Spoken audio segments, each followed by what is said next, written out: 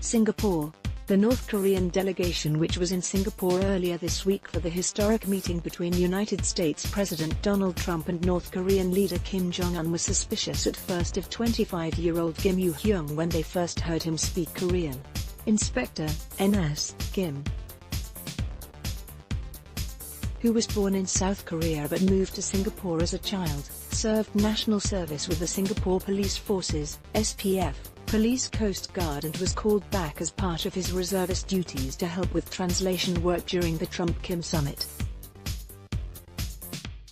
His job was to be the main translator for the SPF and to provide understanding of security measures for both the Singapore and North Korean sides. He also provided translation as and when either side needed it. Apprehensive at first when the SPF first broached the idea of doing translation work, Kim's immediate reaction was doubt and worry because he had no prior translation experience.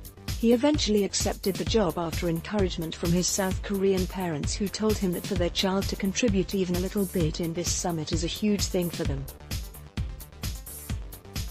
His work included classified-level translation work to more mundane duties such as helping the visiting delegation with directions or communicating discomforts during their hotel stay.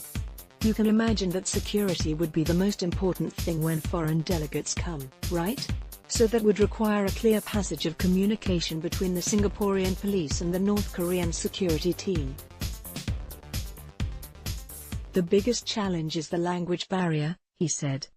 I was thinking about the challenges I might face because growing up in Singapore, I'm not that great in Korean and the North Koreans speak with a different accent.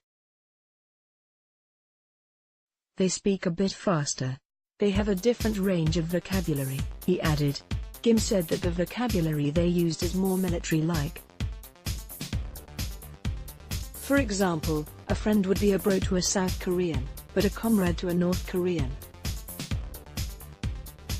I didn't know how to address them before the summit.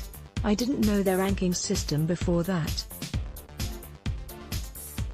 So that was more of an impromptu thing, and I learned all the hierarchy on the job, he said. There was also the issue that he was in police uniform, has a Korean name and could speak Korean. The most sensitive issue would be that me, as a South Korean, I'm talking to a North Korean. If they know that I'm a South Korean, they might actually not be favorable of talking to me. They may not be responsive to what I'm saying, he said. However, when he met the North Koreans, he said that they were very, very surprised that he could speak Korean.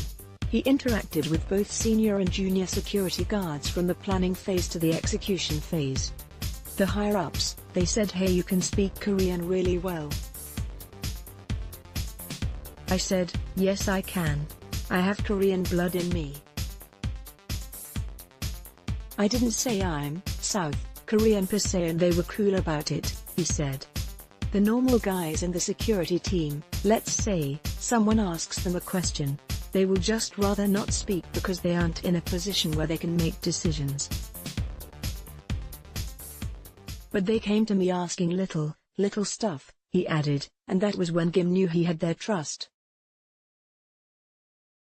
Stern, avoided eye contact. NSman 3 NS, Terence Lee had a similar experience when he was tasked to make sure that the summit's meeting venue Capella Hotel was free of any chemical, biological, radiological and explosive (CBRE) threats. While Lee has performed similar preventative sweeps in the past, he said that this round's sweep was challenging because it involved two foreign counterparts. The sweep, which started 2 days before the meeting, was done in the presence of representatives from the US and North Korea. With the US, Lee said that it was easier because both teams spoke English. Members from both teams were friendly with each other and even shared techniques for explosive ordnance disposal as they conducted the checks. As for the North Koreans, Lee said they struggled to communicate because there wasn't a common language. They resorted to using hand signals to communicate because Lee's team was not allocated a translator. For example, both the US and DPRK had requested to sweep certain rooms themselves without Lee's team. For some areas used by Chairman Kim, his guards signaled with hand signs to indicate that they will do the sweep themselves, said Lee. We couldn't engage. I think they can't converse in English, so we didn't have any conversation with them, Lee said.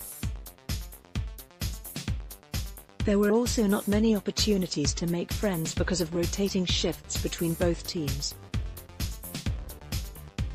They were doing their own rotations within themselves. Basically, we do not have time to actually chat with each other, he said.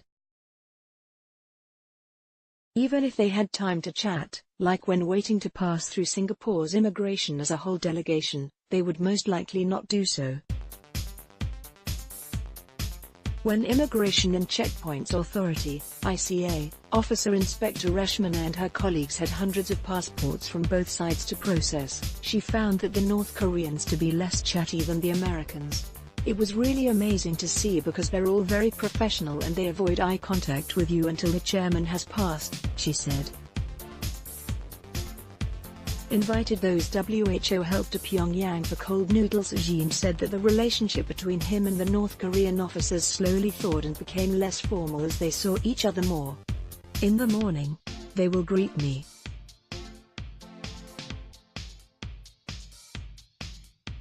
When I talk to them first, it will be like, have you had lunch? Kim said.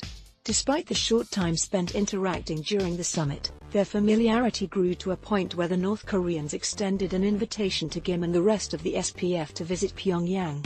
When they were leaving, they said, next time, let's meet in Pyongyang and let's have Pyongyang naengmyeon, cold noodles. I was pleasantly surprised. Yeah, I said let's do that next time, Kim said. The experience challenged his opinion of North Koreans, which was shaped by media depictions that they are rough, military-trained and inflexible people. I know that they appreciated my efforts and the SPF. When they were leaving, they offered to eat Pyongyang noodles together in their home country. When they thanked everyone in the SPF, everybody said this, I hope to meet you soon in Pyongyang. I mean, that just shows how much they are appreciative and grateful they are. That really showed me that these people are nice, said Kim. This, Kim said, was the most memorable moment for him throughout his 7-day reservist recall. I helped the place I was born, the place I grew up, and I helped my mother country Korea, he said.